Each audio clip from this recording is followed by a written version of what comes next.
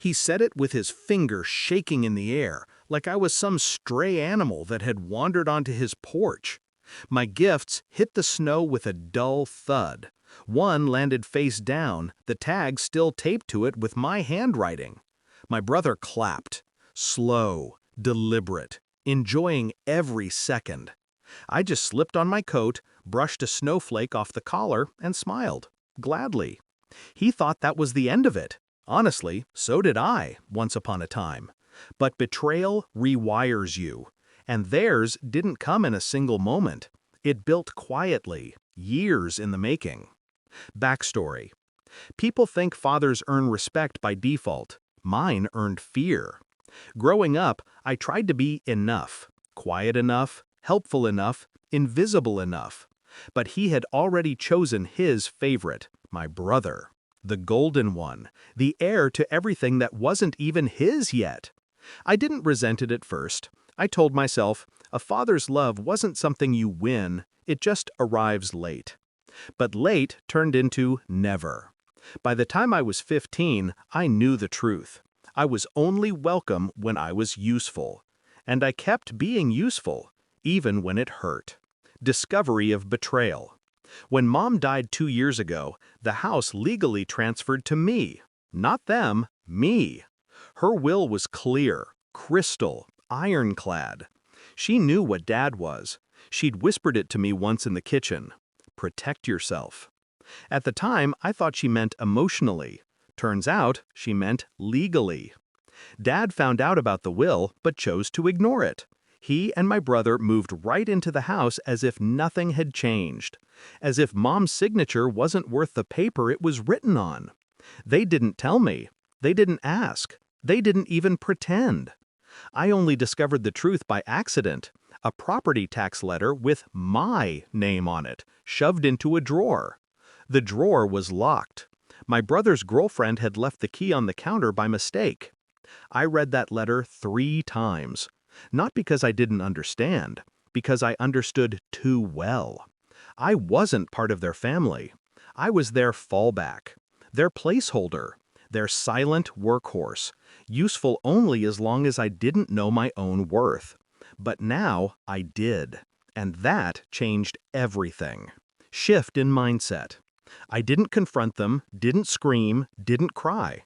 I just sat in my car that night, engine off, hands still on the wheel, and breathed. If they wanted to treat me like a stranger, fine, I could be a stranger.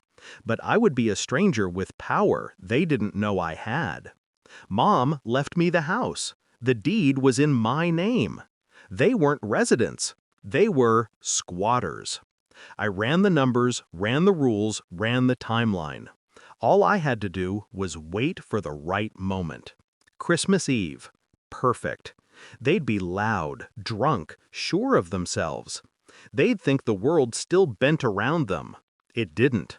Not anymore. Execution of the plan. When Dad kicked me out of my own property and threatened to call the cops on me, he didn't realize he'd just handed me the last puzzle piece. I walked out smiling, because I'd already called the police 2 hours earlier. I reported unauthorized occupants refusing to vacate the property legally owned by me. The officer asked for paperwork. I emailed everything. Will, deed, tax records, verification of residence. Everything Mom prepared for me. Everything she tried to protect me with. All I had to do was wait. Climax. 2 hours after he screamed for me to leave, the police finally arrived. He rushed out the front door when he saw the lights. "There he is," he yelled. "Arrest him. He keeps showing up here, causing trouble." The officer raised a hand. "Sir, this visit isn't about him." My brother stepped outside, smirking like the king of the porch. "Then what? Noise complaint? He probably—" "This house," the officer said, checking his clipboard, "legally belongs to the complainant." He looked at me. My father's face dropped. My brother went still, like someone had unplugged him. The officer continued, "Both of you have been given multiple warnings via mailed notices to vacate. You ignored them. This is now a squatter eviction." My father sputtered. "My son wouldn't do this to me." I walked up the steps, slow, steady. I didn't do this to you, I said. You did. My brother lunged toward me. The officer blocked him. Dad tried again. Where am I supposed to go? Not my concern, I replied. You told me to get out of your house. Turns out it was mine. He opened his mouth, but nothing came out. For the first time, he looked small. The officers handed them 30 minutes to collect necessities and leave. 30 minutes to pack up a lifetime of entitlement. I watched from the porch as they dragged garbage bags of their things through the snow. My brother wouldn't look at me.